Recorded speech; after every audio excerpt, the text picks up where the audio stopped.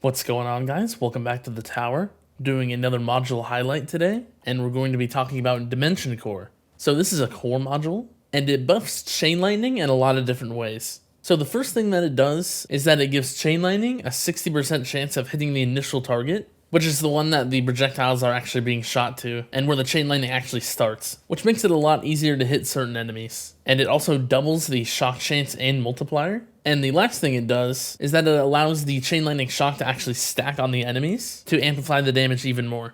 So it does a lot of things. It just gives you a huge amount of damage through chain lightning shock, and it helps you deal damage with chain lightning itself. So for the unique effect, the only thing that actually changes with the rarity is how many stacks of shock that you can get on the enemies. And like the chain lightning shock without the dimension core equipped, it depends on the enemy actually having the stacks. So for the value of this, assuming you have the max chain lightning shock labs, at epic, dimension core will give you 7.6 times more damage if you have all 5 stacks. So going from epic to legendary, having all 10 stacks on the legendary will give you 14.2 times more damage on the enemy, which is around 87% more damage compared to the epic. Going from legendary to mythic, having all 15 stacks with the mythic is around a 20.8 times damage boost, which is 46% more damage than the legendary. And going from mythic to ancestral, when you have 20 stacks of shock on the enemies, they will take 27.4 times more damage, which is around 32% more than the mythic. So the damage boost does scale pretty similarly to the amount of stacks, but it is slightly different.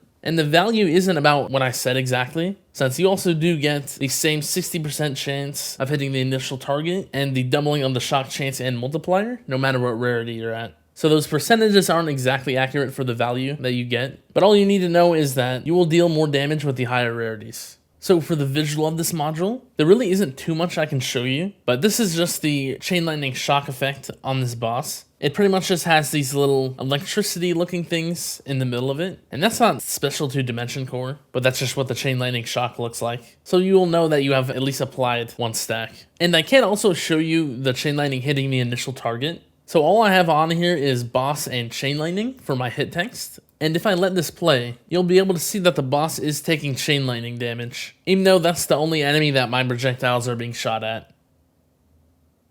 So I killed it pretty quickly, but you can see the hit text there of the chain lightning actually dealing damage to it. And then this is the hit text, and as you can see, the chain lightning did a lot of the damage to the boss.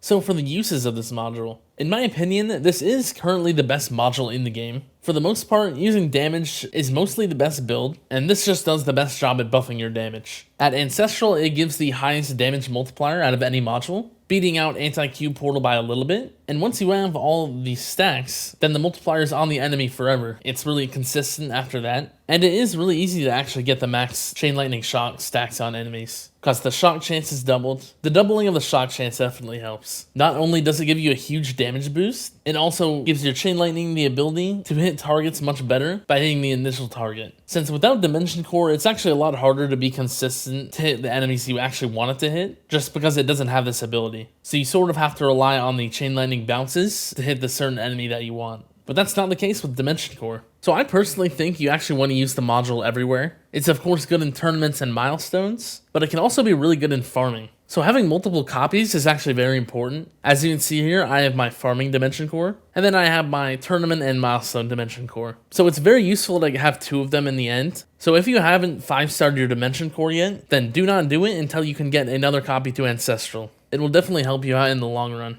Even if you aren't able to use another Dimension Core for farming yet, like if you still need Multiverse Nexus for uptime, then just make sure you have the ability to at least get another one for the future, because it will be very useful. There is something you can do for farming if you only have 1 Dimension Core though, which is if you have the core assist, you can actually put the Dimension Core in your assist slot just to get the extra damage for more waves. Even if you only have your core unique effect at epic, you still get a pretty good damage boost just by having this in your assist slot. Just comparing it to the regular chain lightning shock, it's around a 4.5 times damage boost just from having it slotted in, which is actually really nice for farming if you need damage. So for substats on this module, it's of course going to depend a lot on what you're using it for, but the ones that actually help the ability are the chain lightning chance and chain lightning quantity. They will both help with consistency for getting your chain lightning shock stacks on all the enemies. And also if you're using chain lightning for damage, having the chance will actually help with the initial target hitting. So you get a higher chance to hit the initial target with Chain Lightning, which will deal more damage overall, which is really nice for bosses. So I personally think the Chain Lightning chance is a little bit better of a substat because of that, but I know a lot of other people prefer quantity. Other than that, it pretty much depends what you're using it for. So for tournaments, the main thing is going to be Chrono Field speed reduction. That's a very helpful substat. Also for milestones. Spotlight angle if you need that. Spotlight bonus is also a really good one. This gives you a lot of extra damage as well. If you need it for the ultimate weapon durations battle condition, I like Chrono Field duration or cooldown as well. Those are really nice. And then if you have your Poison Swamp developed, Poison Swamp cooldown is also really nice for extra stuns. Poison Swamp duration is good as well, but it's not quite as important as the cooldown. There's just a lot of options. Also like inner landmine substats, either inner landmine quantity or cooldown. Those can also be pretty helpful.